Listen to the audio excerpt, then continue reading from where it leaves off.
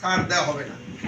ইতিমধ্যে এই হত্যাকাণ্ডের ঘটনার সঙ্গে জড়িত 10 জনকে যৌথ বাহিনী পুলিশ, র্যাব, বিজিবি কর্তৃক গ্রেপ্তার করা হয়েছে।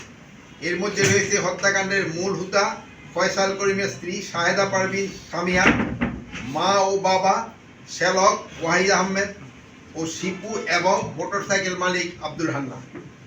তাছাড়া হত্যাকাণ্ডে ব্যবহৃত মোটরসাইকেল এবং 2টি বিদেশি পিস্তল, 2টি ম্যাগজিন, 41 রাউন্ড গোলাবারুদ এবং 1টি খেলনা পিস্তল উদ্ধার করা হয়েছে।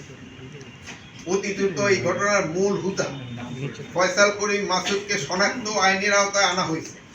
তবে হত্যাকাণ্ডে মোটিভ উদ্ধার ও গোপনীয়তা বজায় রক্ষার স্বার্থে এ বিষয়ে এখনো বিস্তারিত জানানো সম্ভব হচ্ছে না।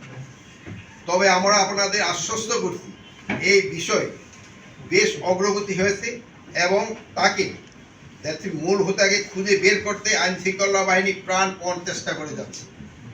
গোয়েন্দা তথ্যের ভিত্তিতে এই ঘটনার সঙ্গে জড়িত থাকার সন্দেহে দালাল চক্র ফিলিপের সহযোগী এবং 5 জনকে আটক করে বিজিবি যথাযথ আইনি প্রক্রিয়ায় পুলিশের নিকট হস্তান্তর করেছে।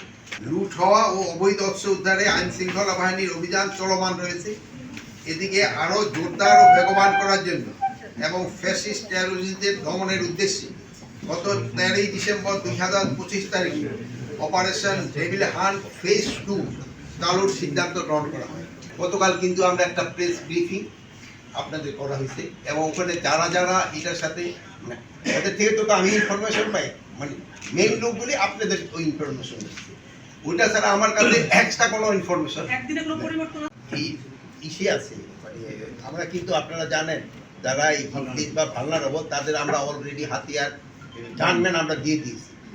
আর এইটার ব্যাপারে আমাদের যে ইন্টেলিজেন্স অর্গানাইজেশনগুলি আছে ডিজিএফআই, এনএসআই এবং এসবি, তারা নিজেরা বসে একটা কারা কারা ইসে ভালনারেবল তাদের একটা লিস্টও করা হয়েছে এবং তাদের হাত এই গানম্যান দেওয়া হয়েছে। অনেকে আবার অবশ্য গানম্যান নিতে চায়ও নাই। এইটা তো ডিটেলটা তো আপনারা ওই যেসব তাদের সাথে ঘুরবই সেই সময় একটু অনুসন্ধানী সাংবাদিকতা করে বাইরে